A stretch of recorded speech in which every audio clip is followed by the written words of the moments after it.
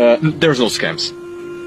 There is absolutely no scams in this country. You know, when you are walking in a market or whatever, and they charge you like 10 times more because you're a tourist or you're a foreigner or whatever, which is an everyday experience if you travel in Morocco. If you've been to Fez, Meknes, Marrakesh, Casablanca, Rabat, all of those, you go to, you know, little souks or little marketplaces, you have to bargain for every single thing, and you better bargain well or else you get ripped off all the time. So, and here, this simply doesn't exist, at least from our experience. We've been to a ton of stores, we've bought stuff on the street, we've bought bread from a random old guy in the road who didn't speak French at all. He only spoke Arabic, and I actually thought he was overcharging me at first, because, you know, you come with this kind of pre-thing mindset that you're just gonna think that's gonna be scams, because, you know, it's just the way it is in countries like Morocco or Tunisia or Egypt. Forget that in Algeria, that doesn't happen. And finally, number 5.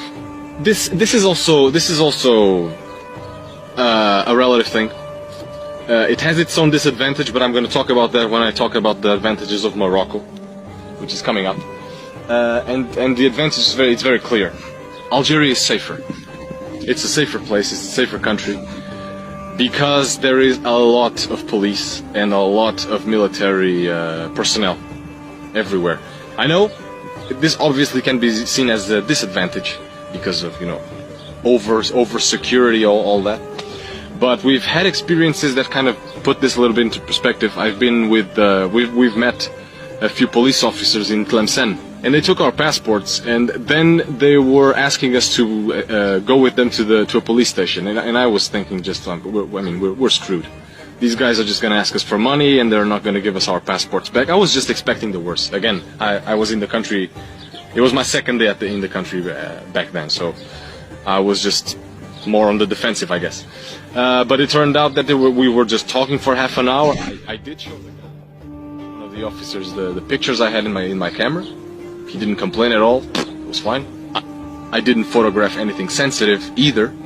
So, but in general, the thing is, you are very controlled in Algeria. No matter where you go, if you stay in a hotel, you always have to give your passports to whoever receives you, being it in a fancy hotel like this, which is pretty much the only thing you get in Tahit, or the more humble house that we spent the night the day before, because they always have to report where you are.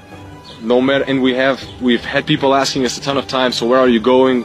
Where did you come from? Where is your next destination? Where are you gonna stay in the next 3, 4, 5 days? So yeah, there's a lot of control. But the thing is, crime is extremely limited here, and I can tell you stories like when I was in Morocco, I've seen this is unfortunate stuff, but I've seen like people just fighting in the street a few times. And by the way, I saw that like my first day there. When I was in Tangier, I saw that happening like twice, just like that. Tons of drug dealers in the street. In Tangier alone, I was approached like 15 times in one night. I'm not exaggerating. It was just like that.